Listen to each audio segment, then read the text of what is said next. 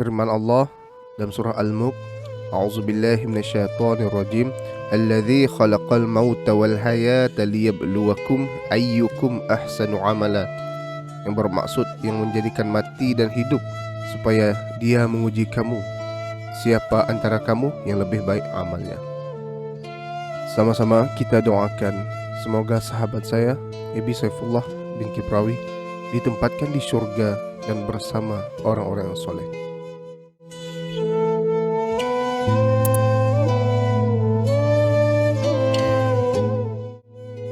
Jadi Assalamualaikum warahmatullahi wabarakatuh. Hari ini kita akan belajar kepada tajuk Rasulullah SAW, ikutanku bidang adab pendidikan Islam tahun 1. Pernah tak adik-adik melihat bagaimana meriahnya sambutan Maulidur Rasul?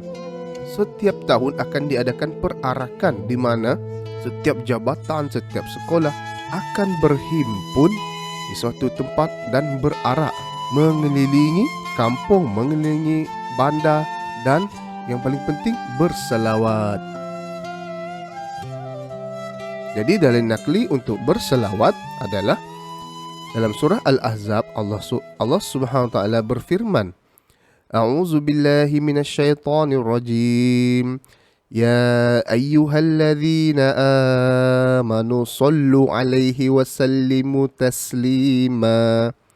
Yang bermaksud, wahai orang-orang yang beriman, berselawatlah kamu ke atas Nabi Muhammad SAW dan ucapkanlah salam penghormatan ke atasnya dengan sebenar-benarnya.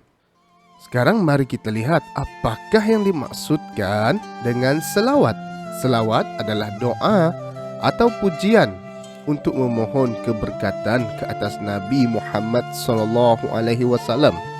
Baik, contoh selawat yang boleh kita gunakan adalah yang paling ringkas dan boleh kita amalkan selalu, iaitu Allahumma salli ala Sayyidina Muhammad wa ala ali Sayyidina Muhammad, yang bermaksud, Ya Allah, berilah kesejahteraan ke atas Nabi Muhammad SAW dan keluarga baginda.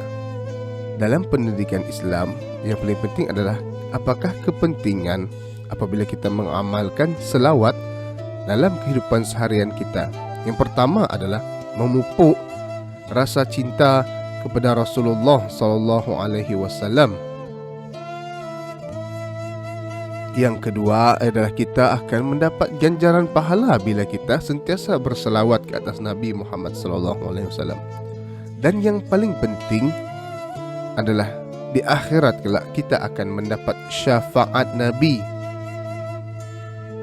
Baik, kita dah tahu tadi apakah maksud selawat. Kita dah tahu apakah selawat yang kita boleh lafazkan. Jadi, sekarang kita akan lihat apakah adab untuk kita berselawat. Yang pertama, menyebut lafaznya dengan betul. Jangan sebut dengan sesuka hati kita. Sebab itu kita kena hafal selawat ini. Yang kedua, memahami dan menghayatinya. Bagaimana kita nak faham dan menghayati adalah kita fahami maksudnya tadi. Bila kita faham maksud, maka kita akan menghayati, ini rupanya maksud selawat ini. Yang ketiga, dilakukan dengan ikhlas. Bagaimana kita nak menjadi ikhlas adalah dengan kita sentiasa melafazkan selawat, bukan menunggu ikhlas baru hendak berselawat. Itu salah satu konsep yang salah. Ustaz, saya tunggu saya ikhlas dululah baru saya berselawat. Tak. Nak selawat, lakukan selalu. Nak selawat pula. Nak ikhlas, lakukan, lafazkan selalu selawat ini. Setiap hari, setiap masa kita lafazkan. Dan yang terakhir, berselawat dengan penuh kasih sayang. Maksudnya kita bila kita dah faham maksud selawat, bila kita dah tahu apa tujuan kita berselawat, maka itulah caranya. Di situlah akan timbul rasa kasih sayang kita kepada Nabi Muhammad SAW.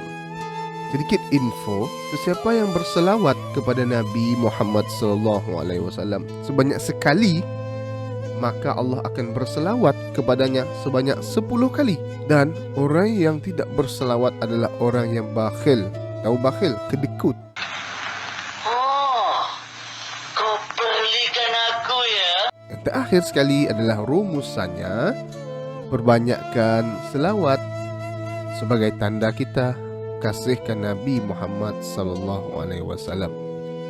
Habis dah tajuk kita pada hari ini. InsyaAllah kita akan jumpa lagi pada minggu hadapan. Assalamualaikum warahmatullahi wabarakatuh.